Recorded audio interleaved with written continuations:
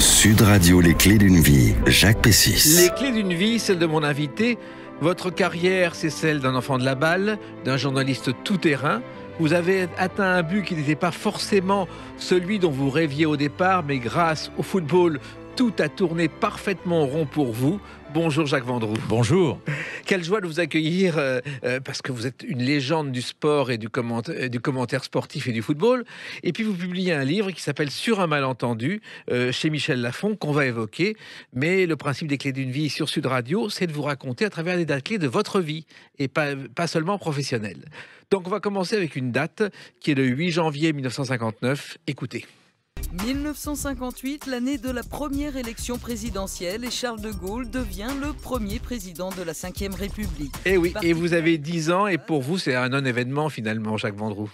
Bah, c'est un non-événement parce que c'est mon oncle. Ah oui. Et on l'appelle oncle Charles, comme on appelle tante Yvonne avec mes cousins. On va à Colombey les étés, régulièrement avec mon grand-père et ma grand-mère. Parce que mon grand-père est le frère de Madame de Gaulle, Yvonne Vendroux. Exactement. Donc, on va souvent à Colombey et on n'a pas du tout l'impression qu'on va chez le président de la République.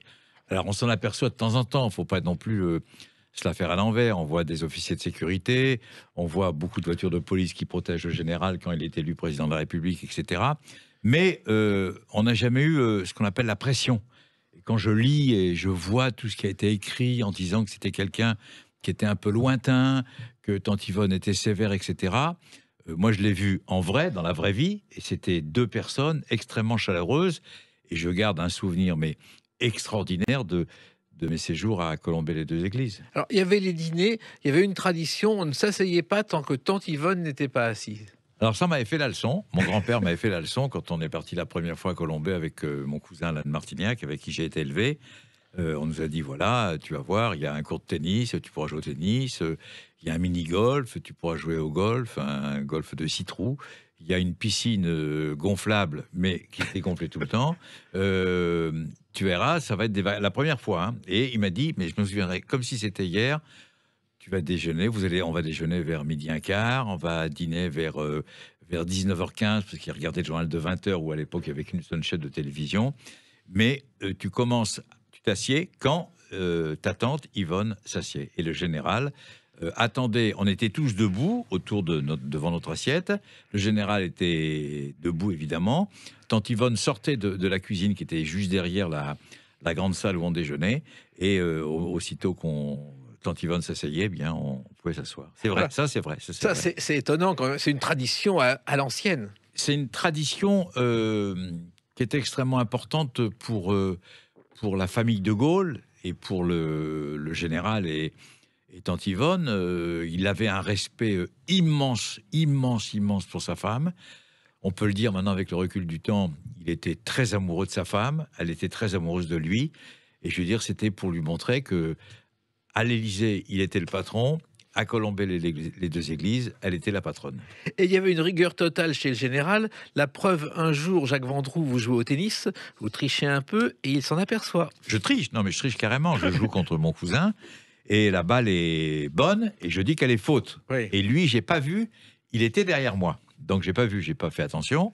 Et il m'a dit non, ne triche pas, la balle est bonne. Donc quand le général de Gaulle, président de la République, vous dit ne triche pas, la balle est bonne, donc le point pour Alain, parce que il s'appelait Alain de Martignac, le point est pour Alain. Voilà. Alors, il y a quand même eu dans tout ça une période difficile, Jacques Vendroux, c'est celle des attentats de l'OAS. Ben, je l'ai vécu, on ne l'a pas vécu en live, mais on l'a vécu, c'est vrai, avec beaucoup d'émotions, parce qu'à un moment, on allait quand même à Colombey, on allait même déjeuner de temps en temps à l'Élysée avec mes parents. Et c'est vrai que là, on s'apercevait que il y avait des choses qui sortaient un petit peu de l'ordinaire. Alors, évidemment, moi, je ne vais pas juger. Je veux dire, oui, je peux juger ce qui a été fait. Je veux dire, j'étais contre, évidemment, l'OAS. J'étais contre le fait de tuer le général de Gaulle, d'assassiner le général de Gaulle. Mais en revanche, il y avait des officiers de sécurité. Il y en avait partout. Moi, je me souviens, par exemple, bon, on peut encore en parler avec le recul du temps. On va déjeuner en forêt, pas loin de Colombey-les-Deux-Églises. Il y avait de la sécurité partout. Il y avait même des hélicoptères qui survolaient, je veux dire, l'endroit où on déjeunait, où on pique-niquait. Parce qu'il adorait les pique-niques le dimanche. Il adorait la pique-nique. Et moi, j'ai un souvenir incroyable, c'est que à chaque pique-nique, on avait le droit à des œufs mayonnaise. Voilà. Alors, je ne sais pas si c'était un vœu d'Yvonne de Gaulle ou c'était un vœu du général. Mais en tous les cas, moi, je me souviens, souvent, on avait des œufs mayonnaise. Et je me souviens aussi, et je le dis avec beaucoup d'émotion, il s'occupait de tout. C'est-à-dire qu'on on avait les petits fauteuils, etc. On pique-niquait, il débarrassait. Enfin, je veux dire, c'était... je répète, on ne s'est pas rendu compte vraiment de la situation. Je veux dire, c'était chez un oncle. On est chez un oncle, comme vous avez été chez des oncles, vous allez encore chez des oncles. Moi, il m'arrive encore maintenant, à 73 ans, d'aller chez des oncles, qui sont évidemment beaucoup plus âgés que moi. Mais il y avait cette notion famille que mon grand-père paternel a préservée jusqu'à la fin de sa vie. Alors, il se trouve aussi que le nom de Vendroux, ça vient des biscuiteries. Il y a une biscuiterie célèbre à Calais où vous êtes né, et que votre père a abandonné les biscuits. Il a d'abord été représentant, je crois, Jacques Vendroux. Alors, la biscuiterie Vendroux, c'est une histoire de famille, mais de 3 générations. C'est-à-dire que mon grand-père, mon arrière-grand-père et mon arrière-arrière-grand-père étaient présidents, entre guillemets, d'une biscuiterie Vendroux. Vendroux, les biscuits Vendroux, c'était des gaufres, c'était des petits biscuits, comme on fait des petits biscuits traditionnels maintenant. Ils étaient délicieux, il y avait des brioches.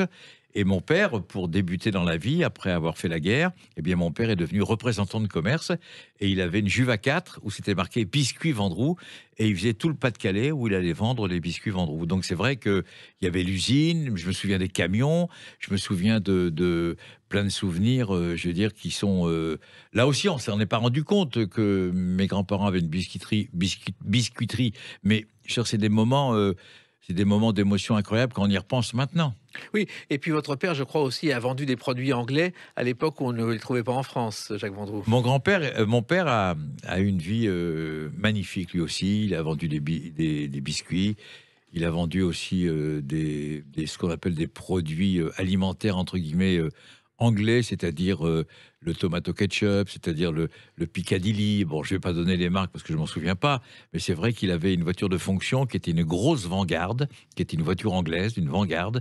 Et c'est des souvenirs. Mon père était quelqu'un de très actif. Et quand mon grand-père a vendu la biscuiterie pour se consacrer à la politique auprès de son beau-frère, auprès du général de Gaulle, mon père devait trouver un métier. Et donc, il a vendu des produits anglais dans le département encore du Pas-de-Calais. Et un jour, il va voir le général de Gaulle en disant « Je voudrais me lancer en politique ». Et le général a une circonscription pour lui, Jacques Vendroux. Mon père a toujours été passionné par la politique. D'abord grâce à son père, qui était député maire de Calais pendant près de 40 ans. Et mon grand-père aimait la politique, aimait s'engager auprès du général. Et surtout, mon père, il avait envie, mais il n'osait pas en parler. Enfin, il n'osait pas. Il pensait que c'était quand même une chasse gardée pour le général de Gaulle, qui est normal, et pour mon grand-père. Et puis un jour, il demande rendez-vous au général de Gaulle. Mon père, c'est familier. Moi, je l'appelais papa, mais tout le monde l'appelait Jackie. Ouais. Donc, il va à l'Élysée, il dit bonjour mon oncle. Le général lui dit bonjour Jackie. Je vous ai demandé rendez-vous parce que j'ai une faveur à vous demander. Alors il lui dit oui, je voudrais faire de la politique. Je voudrais faire de la politique auprès de vous, mon oncle. Et il dirait oui, ça tombe bien. Ça tombe bien après avoir discuté de tout et de rien. Enfin, surtout de ce qu'il voulait faire en politique. Et il lui dit j'ai une circonscription pour toi, Saint-Pierre et Miquelon. Mon père, il fait Saint-Pierre et Miquelon. Et mon père fait celui qui connaît Saint-Pierre et Miquelon, alors qu'il ne connaît pas du tout Saint-Pierre et Miquelon, il ne sait même pas où c'est.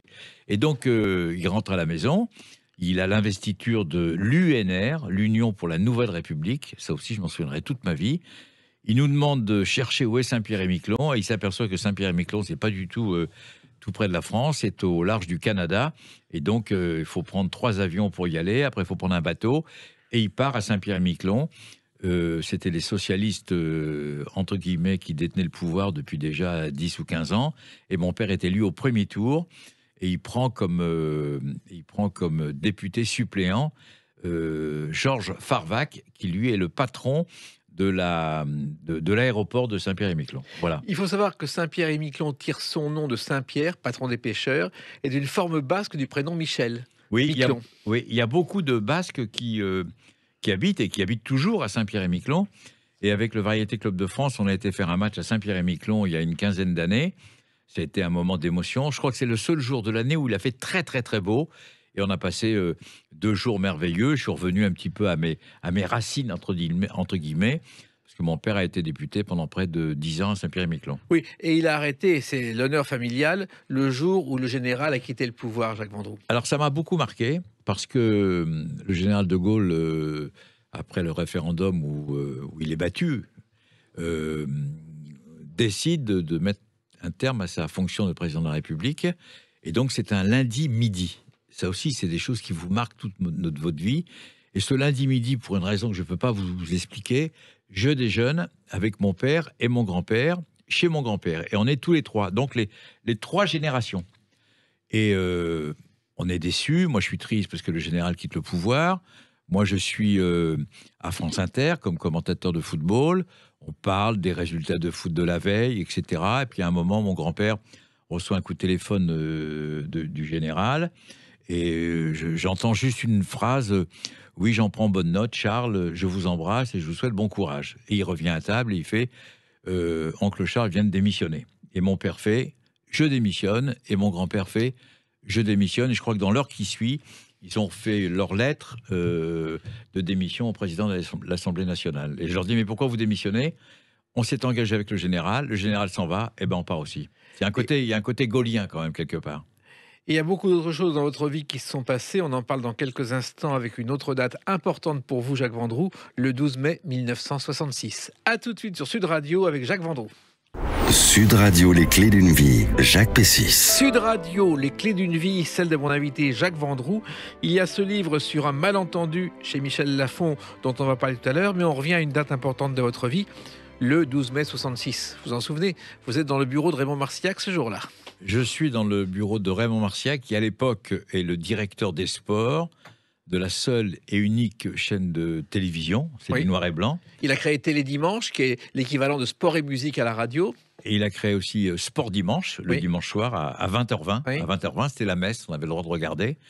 Et quand j'étais à Calais, quand j'habitais Calais, et mon père, il y a mon père aussi, qui à l'époque fait de la politique. Il est chef de cabinet de Maurice Herzog, qui est le ministre des Sports du général de Gaulle. Et mon père dit à Raymond, voilà, mon fils voulait devenir Gordon Banks, qui est le gardien de but des champions du monde de football anglais en 1966. Mais je n'étais pas assez fort, et puis j'avais pas... J'adorais jouer dans les buts, mais il y a un truc qui me prenait bien la tête, c'était de m'entraîner. Voilà, c'était pas mon truc. Voilà, c'était pas ma chose. Et donc, vous voulez devenir Thierry Roland. Alors, il fait, oui, mais Thierry Roland, oui, mais enfin, on peut pas devenir Thierry Roland du jour au lendemain. Non, mais je vais apprendre. Mais il me dit, mais est-ce que tu as déjà fait de la télé ou de la radio ? Et là, je fais le premier gros mensonge de ma vie. Enfin, j'en ai fait avant quand j'étais gamin. Mais là, c'est un gros mensonge devant mon père qui me donnait des coups de pied. Je lui dis oui, j'avais 18 ans, je commente les matchs sur Calais, Radio Calais, qui n'existait pas. Donc c'est un mensonge. Ah, il fait, t'as déjà fait de la radio. Bon, si tu peux faire de la radio, tu peux faire de la télévision. Donc j'ai fait croire qu'il y avait des matchs entre l'Union sportive de Calais et le Racing Club de Calais, ce qui était vrai. Il y avait deux équipes à l'époque à Calais. Et j'ai fait croire à Marciac que je commentais tous les dimanches, et bien sur Radio Calais, et bien ces matchs de football. Et j'ai été engagé, on s'est vu à 15h, j'étais engagé à 16h.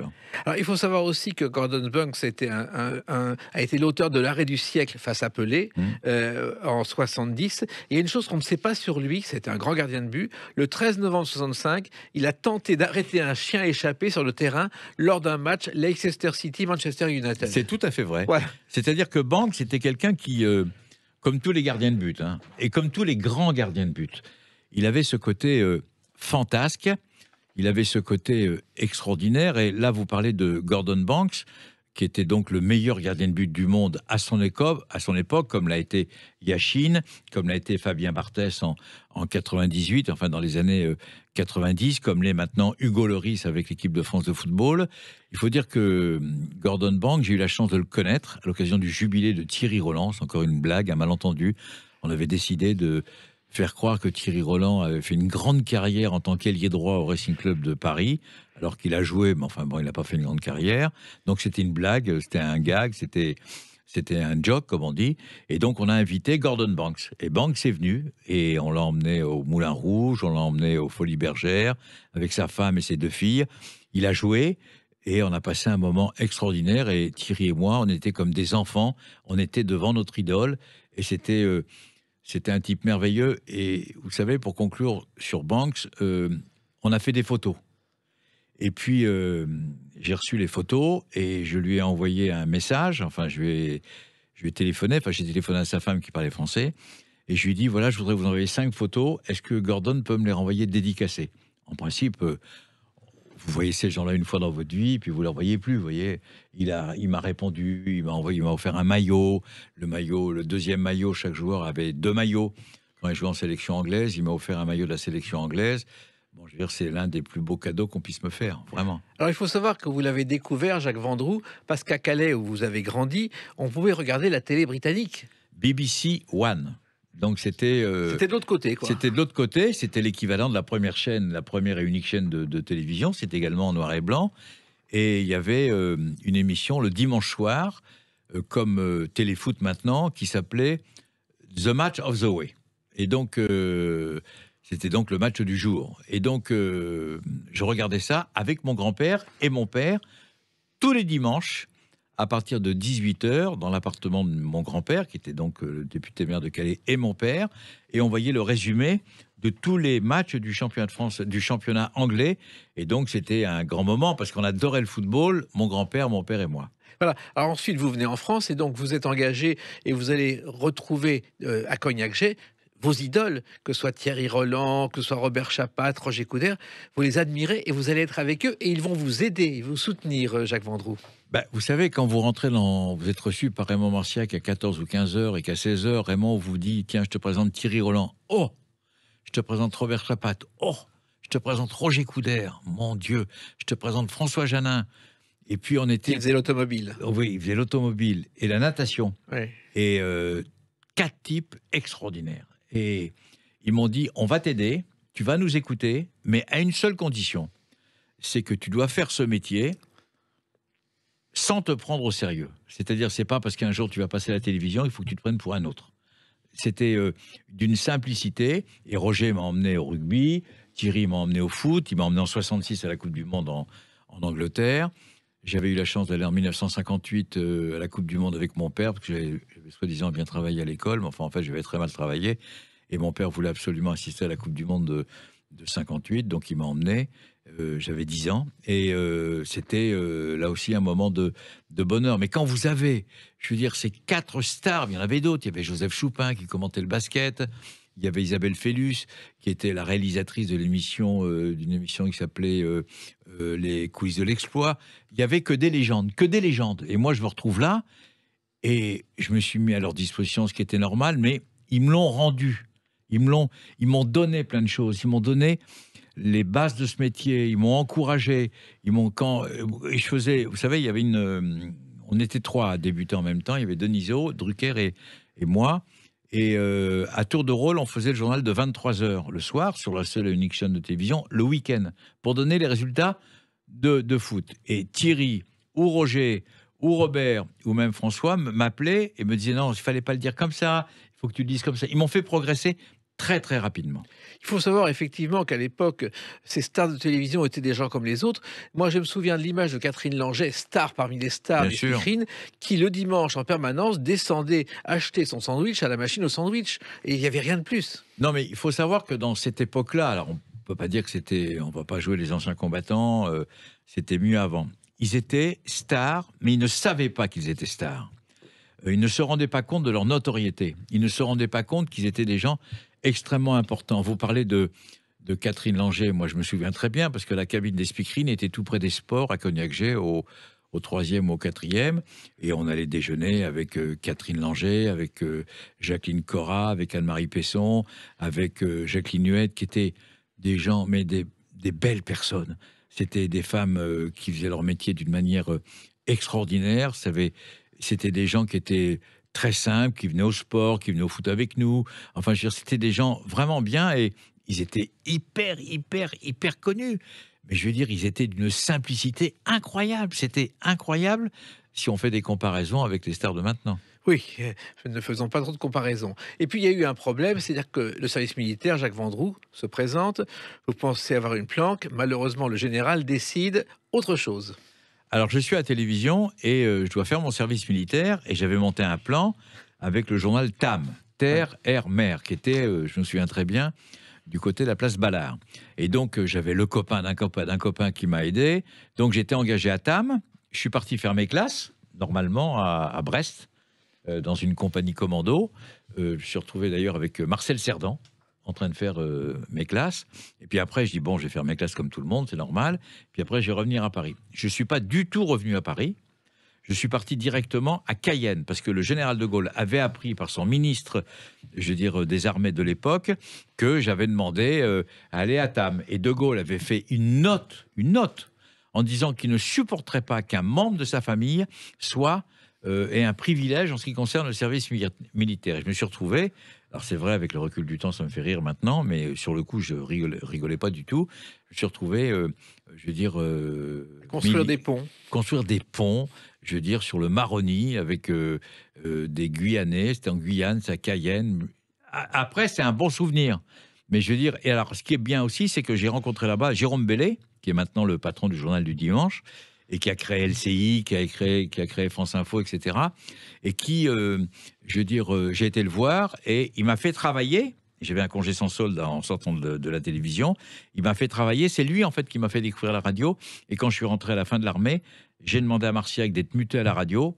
Il m'a dit, mais t'es le seul mec au monde qui veut quitter la télé pour aller à la radio. Alors que tout le monde qui était à la radio voulait aller à la télévision. Voilà. Et vous avez travaillé, je crois, sous le pseudonyme de Léon Noël, qui était en fait... C'est Jérôme. Voilà. Et ce nom était aussi celui d'un chansonnier, directeur de la Lune Rousse dans les années 30-50. Oui, c'est exact. Mais la réalité, c'est que Léon Noël était le nom de son beau-père. Voilà. Du moment, voilà. La vérité historique est rétablie. On en a d'autres à vous présenter dans quelques instants avec une autre date, le 11 juillet 1966. A tout de suite sur Sud Radio avec Jacques Vendroux. Sud Radio, les clés d'une vie, Jacques Pessis. Sud Radio, les clés d'une vie, celle de mon invité Jacques Vendroux, sur un malentendu chez Michel Lafon, on en parle tout à l'heure. Et une date qui a compté pour vous, le 11 juillet 66, c'est le début de la Coupe du Monde de football en Angleterre. Et vous y êtes, mais pas comme commentateur. Non, je suis comme secrétaire, entre guillemets, de Thierry Roland et de Mario Benat. C'est-à-dire que à l'époque, on pouvait aller assister à tous les entraînements de l'équipe de France de football. Il y avait Robert Herbin, il y avait Didier Coécou, il y avait plein de joueurs qui ont fait des carrières après incroyables, Philippe Gondet, Nestor Combin. Et donc, on allait les voir avec Thierry et Mario Benat, et puis on les interviewait, enfin, ils les interviewaient, et puis moi, on me donnait la bande, si on peut parler comme ça, ou ce qu'on appelait le kinéscope à l'époque. Ouais. Et puis, je préparais, non pas des questions pour Thierry, mais je lui donnais une documentation sur les joueurs qui voulaient interroger, etc. Il la lisait jamais, d'ailleurs. Il la lisait jamais, il s'en foutait complètement. Mais bon, il avait besoin de quelqu'un, et puis après, on allait dîner dans Londres, etc. Non, ça a été un merveilleux... C'était une école de vie, je veux dire, fabuleuse, parce qu'il fallait se lever, on traversait toute l'Angleterre en train pour aller voir les autres matchs, etc. On suivait l'équipe de France qui jouait à Londres, qui jouait à Wembley, dans un stade mythique.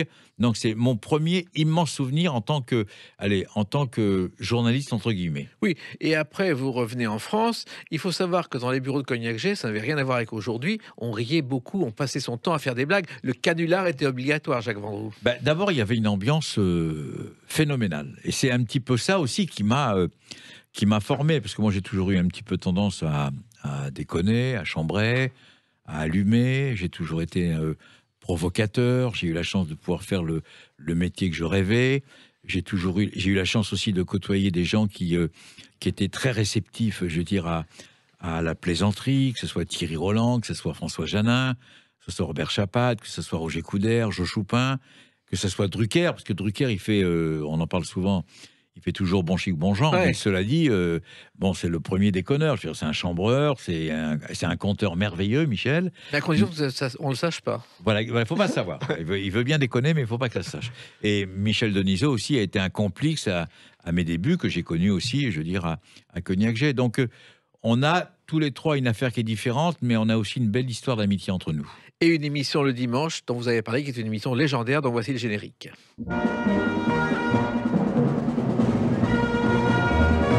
Sport Dimanche, ça a été une révolution à la télévision parce que donner les résultats sportifs juste après les matchs, fallait être rapide. Non, mais ce qui est important, c'est que c'était avant le grand film en noir et blanc. je veux dire, sur la seule et unique chaîne de télévision, parce qu'il n'y avait pas à l'époque la deuxième et même la troisième chaîne. Il y avait une chaîne, donc il y avait le grand film. Et puis avant le grand film, de 20h20 à 20h45, il y avait ce qu'on appelle Sport Dimanche, qui était présenté par ces monstres. Je veux dire, qui présentaient à tour de rôle, Raymond Marcillac, Thierry, Roland. Et Léon Zitrone. Léon Zitrone. Qui n'était pas facile à travailler. Non, mais alors attendez, moi je garde des souvenirs formidables de Léon Zitrone, on a bien ri. Parce que Léon était aussi un bon chambreur, alors il nous racontait des histoires, est-ce que c'était vrai, c'est pas vrai, en tous les cas, nous on était des bons clients, nous les jeunes, en écoutant Léon Zitrone. Mais je veux dire, et puis quand Raymond vous disait, bon, on avait une réunion le lundi, alors il disait, Thierry, c'est toi qui présente, moi je vais faire l'athlétisme, Vendroux, tu vas me donner les résultats du jeu à 13. Je me souviens, j'étais en plateau pour donner les résultats du jeu à 13. C'était mon bâton de maréchal. J'ai appelé toute ma famille pour dire je passe. Alors je regardais le conducteur, je passais, je sais pas moi, à 20h42. J'obligeais toute ma famille à me regarder à 20h42 dans un costume. Je me souviens toujours qui m'a fait 1 an, qui était un costume en velours noir que ma mère m'avait acheté. Voilà. Il faut savoir aussi que Thierry Roland était aussi une des bêtes noires de Zitrone au début. Il avait peur de Zitrone. Et Thierry Roland avait une caractéristique, il fallait toujours lui offrir, je ne sais pas si vous le savez, Jacques Vendroux, des livres dédicacés. Il ne les achetait pas et il vous assiégeait jusqu'à ce que vous envoyiez le livre dédicacé. Écoutez, la plus belle histoire de Thierry Roland, d'abord, il était obsédé par les dédicaces. Oui. Et il a acheté des dédicaces. Il a acheté des dédicaces de Frank Sinatra, de Dean Martin, d'anciens présidents des États-Unis. Il les a achetées très cher parce que c'était sa collection. Il les mettait dans un cadre et c'était dans le grand couloir chez lui du côté de l'avenue de la Bourdonnais. En tous les cas, était grand collectionneur et son plus grand regret, là je parle en son nom, même s'il est parti, c'est qu'un jour avec le Variété Club de France, on va faire un match à Rome. On est reçu en audience privée par le pape Benoît XVI. Et Thierry lui offre, au nom du Variété Club de France, avec Marius Trésor, le maillot des Girondins de Bordeaux, un maillot du Variété Club de France, une bouteille de cognac avec la date de naissance de Benoît XVI. Et Thierry, il avait un carnet d'autographes. Et il arrive avec son carnet d'autographes et un stylo. Et donc, il donne ce carnet d'autographes au pape, le stylo au pape. Et à un moment, il y a un de ses collaborateurs qui a enlevé des mains du pape son carnet d'autographes et son stylo. Et Thierry, à un millième de seconde près, il aurait pu avoir l'autographe rêvé, celui de Benoît XVI. Ça, c'est le grand regret de Thierry Roland. Grand regret. Alors, vous parlez du Variété Club de France. C'est une institution, et vous en êtes à l'origine en 71, je crois. Et c'est une idée que vous aviez parce que vous aviez envie de jouer au football, Jacques Vendroux. Le problème, c'est que quand on a débuté ce métier en 66, on jouait tous dans des clubs parisiens différents. C'est-à-dire que moi, je jouais au Racing Club de Paris, Thierry, enfin, il y en avait d'autres qui jouaient au Stade de France, au Stade français, d'autres qui jouaient au Red Star, d'autres qui jouaient à l'Arménienne, etc. Enfin, les grands clubs de la région parisienne. Et puis après, on ne pouvait plus jouer parce qu'on travaillait. Donc, on ne pouvait plus jouer normalement au foot, je veux dire, dans des clubs ce qu'on appelle civils, entre guillemets. Et puis on a créé en 71, à l'initiative de Georges Chelon, de Serge Martinazo, d'Alain Godvalès, on a créé le Variété. Et puis à un moment, on s'est réunis, c'était en juin 71. On a fait venir un copain qui était pompiste, un copain qui était commissaire de police, un copain qui était, je veux dire, mathématicien. D'où le nom de Variété. Et donc, on a dit, il y a quelqu'un qui a dit, mais quelle variété de métiers. Donc c'est devenu après le Variété Club de France. Et le premier match, je crois que c'est à Suresnes. En septembre. Le 11 septembre 71, vous n'avez pas de chance. 11 septembre 71, on a gagné 1-0. C'était notre premier match avec des maillots verts, short blanc, bas blanc. Pourquoi je m'en souviens? Parce que c'est Roger Rocher, le grand président de la Saint-Étienne de l'époque, qui nous l'avait offert. Et finalement, ce Variété Club de France est devenu une institution. Ça existe encore aujourd'hui. 50 ans. On fête cette année notre 50e anniversaire avec ce match historique, entre guillemets, à Poissy, où le président de la République, Emmanuel Macron, nous a fait l'amitié de jouer 85 minutes avec nous. Et après, il nous a invités à dîner à l'Élysée. Voilà. Mais il se trouve aussi que vous avez fêté, je crois, cet anniversaire en inaugurant le premier stade Charles de Gaulle. C'était le 6 juin de cette année, où sur une idée, un matin, j'ai l'idée, je dis, mais c'est pas possible. Il y a des stades, il y a une avenue de Gaulle, il y a un aéroport, je veux dire, de Gaulle, il est partout. Et tant mieux d'ailleurs, et tant mieux.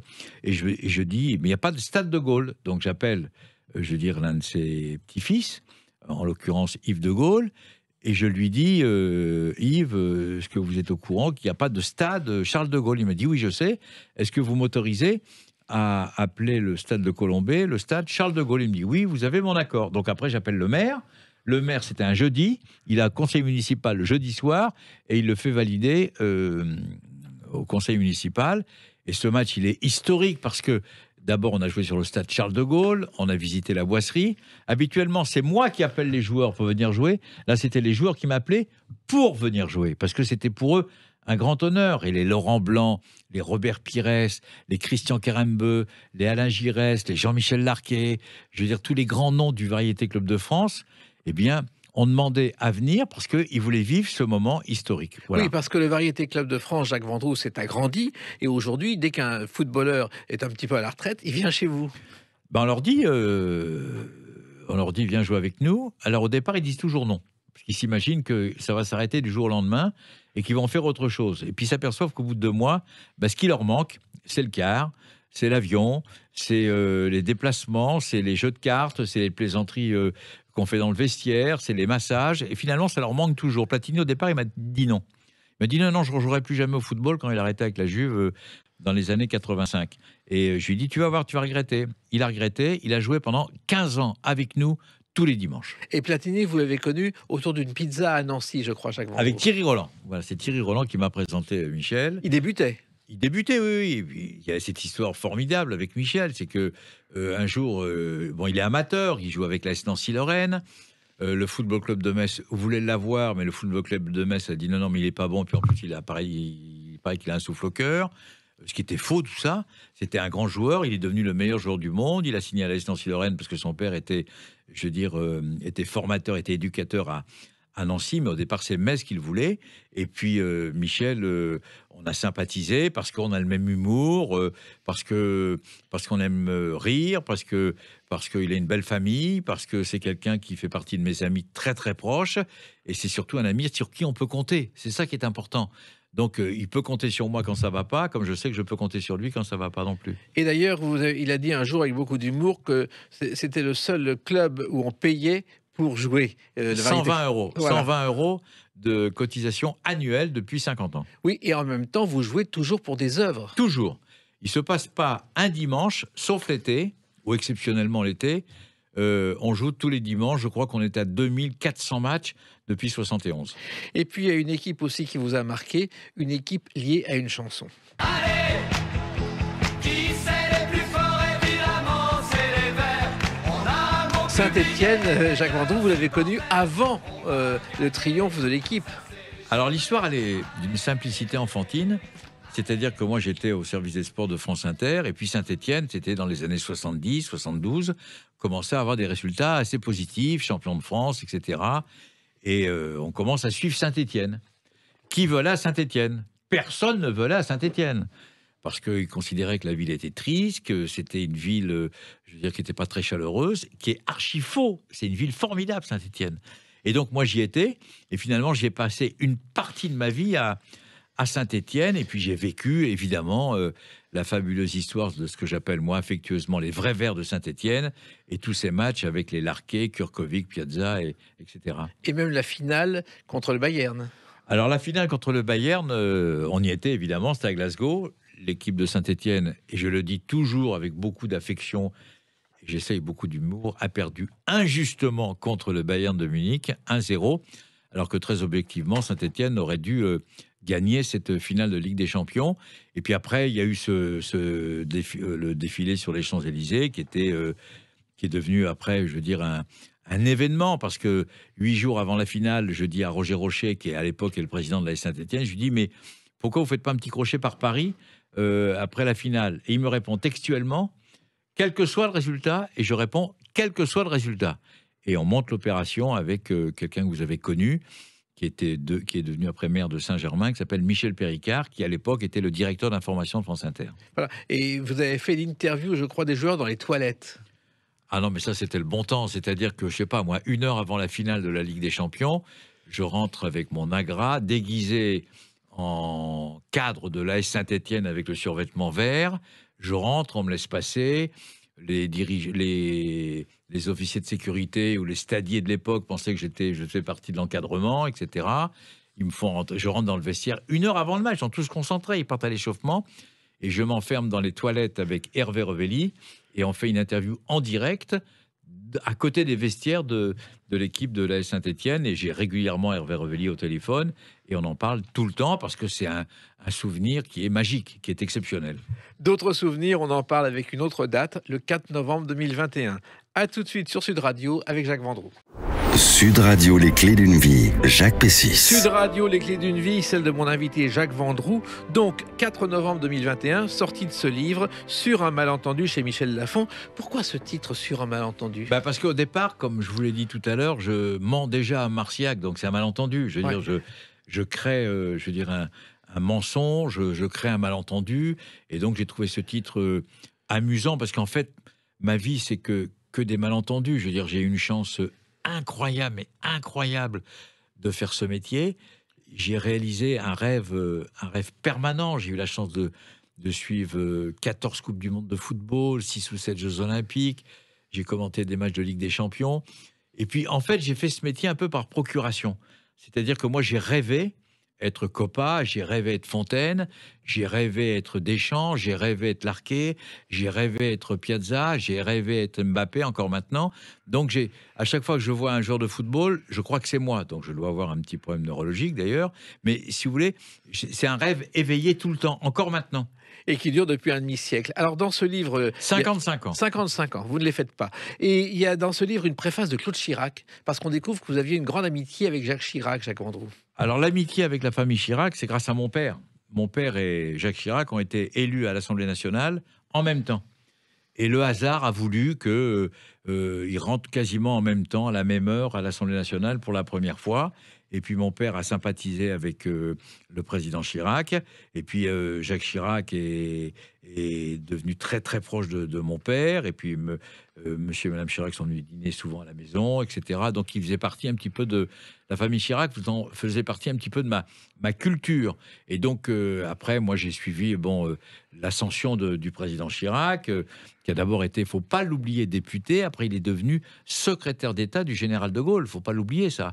Et puis après il est devenu, vous le savez, maire de Paris, Premier ministre 2 fois, etc. Et puis après il est devenu président de la République. Mais je dois dire que il n'a jamais changé vis-à-vis de la famille Vendroux, ou même vis-à-vis de moi. Moi, je dis pas que j'avais au téléphone régulièrement quand il était président, mais on se parlait beaucoup. Avec Bernadette Chirac, on a organisé beaucoup de matchs pour son association Plus de Vie. Donc, on avait encore des rapports très privilégiés avec son entourage. Mais je dirais, la famille Chirac, ça fait partie de ma vie. Et c'est pour ça que j'ai demandé à Claude d'écrire la préface avec Fabien Barthès. Oui, et vous racontez même, elle raconte qu'il y a eu un jour un aller-retour en voiture en Corrèze, c'est quand même très loin, simplement pour déjeuner avec Jacques Chirac. Un jour, j'ai au téléphone le président et Bernadette, et on est en Corrèze, on se repose, etc. Vous venez nous voir quand vous voulez, Jacques, etc. Vous êtes le bienvenu. Et puis j'ai dit, écoutez, je viens samedi. Tiens, je viens déjeuner samedi avec vous. Alors, et j'en parle à ma fille, et ma fille me dit, mais papa, je viens avec toi. Et donc, on a fait l'aller-retour. On a déjeuné tous les 4. Il y a tous les 5, parce qu'il y avait Claude qui était là aussi. Il y avait le président, il y avait Bernadette, et il y avait ma fille Clémentine et moi. C'est un souvenir, mais c'est historique. Je veux dire, c'est des moments de... Je souhaite à tout le monde, et puis on s'est vu très souvent quand il a quitté l'Élysée. Moi, j'ai vécu des moments affectifs, mais incroyables avec Bernadette et Jacques Chirac, et même avec Claude. C'est des gens... c'est des personnes hors normes, mais surtout, je ne veux pas rentrer dans la politique parce que c'est pas mon rôle, c'est vraiment des belles personnes. Et quelqu'un d'hors norme que vous avez connu aussi, c'est Alain Delon. Alain Delon s'est connu à l'époque où il a organisé un match de boxe mythique. C'était à Roland-Garros, c'était la revanche entre Jean-Claude Boutier et Carlos Monzon, un championnat du monde qui était le championnat du monde du moment, le match du siècle à l'époque, qui avait été surnommé comme ça. Alain a toujours été très, très sympa avec moi. À chaque fois que je l'ai appelé, il m'a toujours répondu aux interviews, même encore maintenant. Et puis, je rappelle qu'il a été consultant du groupe Radio France pendant la Coupe du Monde de 98. 0 francs, 0 centimes. Vous entendez? Jamais. Je lui disais, Alain, on se retrouve tel jour, à telle heure. Il était toujours là. Et puis après, je lui ai demandé s'il pouvait être consultant pour les Jeux Olympiques de Sydney en 2000. Et il m'a dit oui, pareil. Et il a été d'un professionnalisme incroyable. Et puis j'ai eu au téléphone il y a environ 4-5 mois. Il va beaucoup mieux, il va même bien. Et c'est quelqu'un qui est...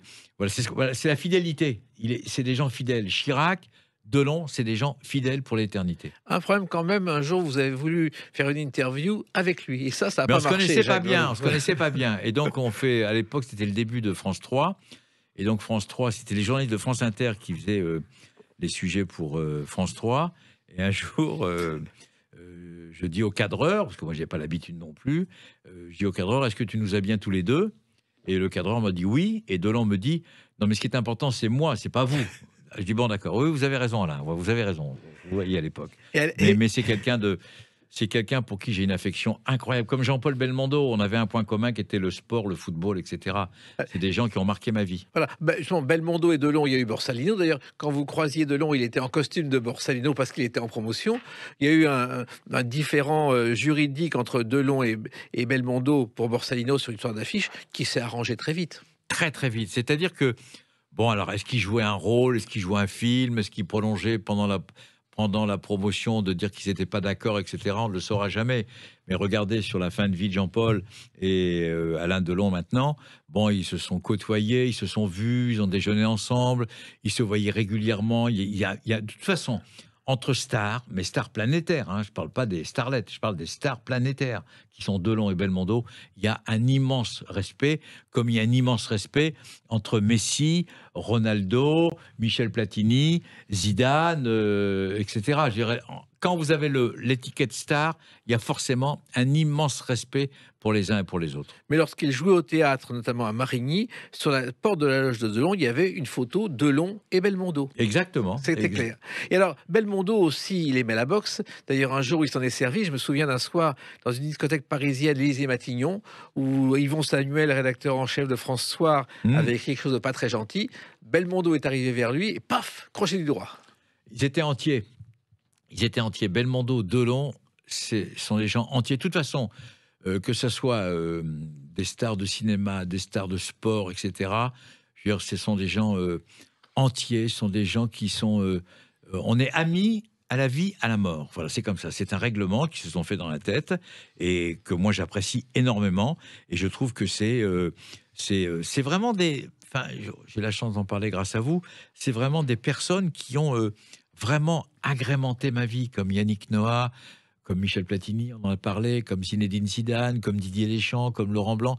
Ils ont agrémenté ma vie et j'ai passé des moments merveilleux avec eux parce que ce sont des gens qui sont des stars, ok, mais qui ne se prennent pas au sérieux. Voilà. Et justement, Zidane, il vous a reçu chez lui comme un seigneur. Drucker m'a raconté d'ailleurs que quand il était avec ses parents, il faisait tout à la maison, Zidane. C'était le fils favori, le bon fils. D'abord, il a reçu une éducation de la part de ses parents incroyable. C'est-à-dire que ça a été le plus grand joueur du monde dans les années 90. Il a joué dans les plus grands clubs. Il a joué à Cannes, il a joué à Bordeaux, il a joué à la Juventus de Turin, il a joué au Real Madrid. Il a joué dans les plus grands clubs et il est resté d'une simplicité enfantine. Et quand il voit son père, respect. Le père, c'est le patron et restera le patron. Et à chaque fois qu'il prenait une décision importante dans sa vie, eh bien, il en parlait à son père. Là aussi, on parle de belles familles. Là aussi, on parle de gens adorables qui sont des stars planétaires. Je veux dire, Zidane, c'est un des mecs les plus connus en France, comme Platini, comme Delon, comme Belmondo. Ils sont restés, je veux dire, humbles. Ils sont restés à la portée de tout le monde et ils se la font pas à l'envers. Voilà, c'est des gens très sains, très sains. Et dans ce livre Sur un malentendu, Jacques Vendroux, vous racontez aussi que lors d'une préparation de Coupe du Monde aux États-Unis, vous avez découvert la boutique d'Al Capone. Alors Al Capone, moi, m'a toujours... je cautionne pas ce qu'il a fait, attention, hein, mais c'est toujours des personnages qui sont un petit peu... qui sont toujours limites. Alphonse Capone, Frank Nitti, Frank Sinatra. Quelque part, j'avais un peu d'admiration pour eux. Et un jour, pendant la Coupe du Monde aux États-Unis, je vais commenter un match à Chicago. Et en arrivant à Chicago, je vais à l'hôtel, etc. Je suis accompagné de Michel Platini et de Jacques Lambert. Pourquoi Platini et Lambert? Lambert était le directeur général de France 98, Michel le président avec Fernand Sastre.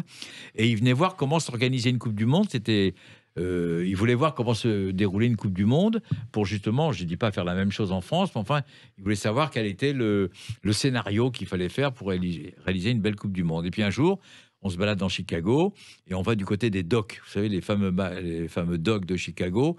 Et devant les docks de Chicago, vous le savez, il y a le lac Michigan, où la légende dit que tous les gens qui n'étaient pas d'accord avec Al Capone terminaient dans le béton, dans le lac Michigan. Et donc, Michigan, enfin ça dépend comment on le dit, mais enfin peu importe. Et donc, il y a une boutique, c'est marqué « Boutique Alphonse Capone ».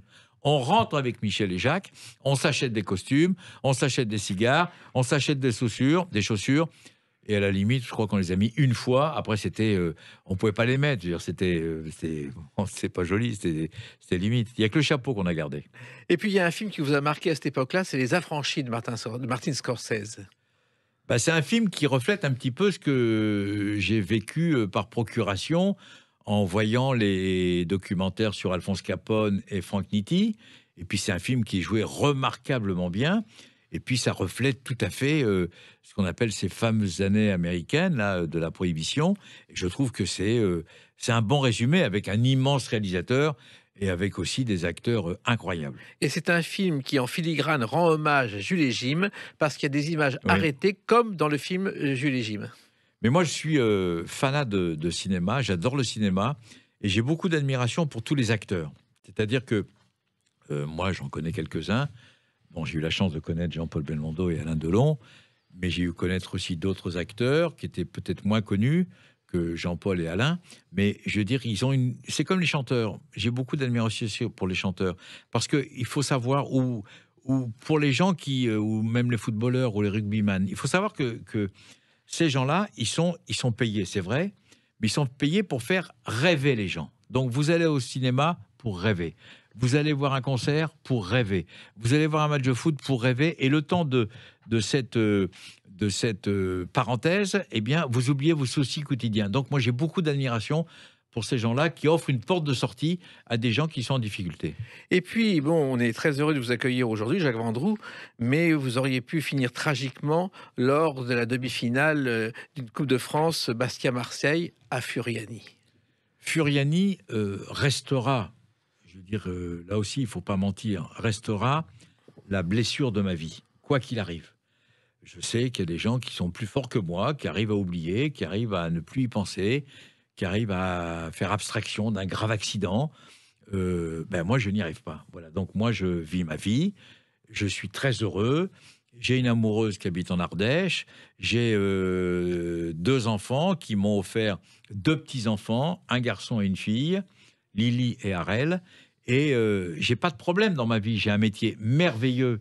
J'ai la chance de travailler dans un groupe radiophonique que vous connaissez, qui est merveilleux, qui est le groupe Radio France. J'ai la chance, je veux dire, de côtoyer des gens adorables. Alors, il y a quelques cons partout, hein, mais je veux dire, ça, c'est la vie. Mais en revanche, ce truc-là me revient régulièrement. Donc vous êtes tombé de la tribune, comme beaucoup d'autres. Je suis tombé de la tribune, mais le problème, c'est que nous, on était tout en haut, et que les 7 personnes qui étaient à droite et les 7 personnes qui étaient à gauche sont mortes, pas moi. Donc, ça restera le mystère de ma vie. Et je suis resté dans le coma pendant je ne sais pas combien de temps. Peu importe, voilà, c'est une parenthèse, c'est une mauvaise parenthèse de ma vie, avec une bronchite mal soignée au Brésil, où je suis resté en réanimation. Je suis dans un hôpital à Rio pendant près d'1 mois et demi. Enfin, ça, c'est des parenthèses de la vie. C'est pour ça que c'est un malentendu. C'est-à-dire que je m'en suis toujours sorti. Voilà. Et l'avenir, maintenant ? L'avenir, c'est de faire toujours ce métier avec beaucoup de passion, commenter des matchs de football, organiser des choses qui sortent de l'ordinaire. Moi, je peux pas, je ne supporte pas le mot retraite. Et je ne supporte pas que quelqu'un me dise « Ah, dans 1 an, je suis à la retraite ». Ça m'énerve, vous pouvez pas imaginer. Moi aussi, je comprends. Et je dis aux jeunes, pour conclure, quand vous réveillez tous les matins, il faut bien vous dire que vous faites jeune journaliste sportif. Hein. Vous ne pouvez pas vous imaginer la chance que vous avez de faire ce métier. Faites-le à fond. Ne calculez pas, profitez et vous verrez, vous serez très très heureux comme moi je le suis. Et vous l'êtes, et ça se sent dans ce livre Sur un malentendu de Michel Lafon, un demi-siècle de rêves éveillés au cœur de l'histoire sportive mondiale. Merci Jacques Vendroux de l'avoir écrit, Merci. Et merci d'en avoir parlé. Merci infiniment, merci. Les clés d'une vie, c'est terminé pour aujourd'hui. On se retrouve bientôt. Restez fidèles à l'écoute de Sud Radio.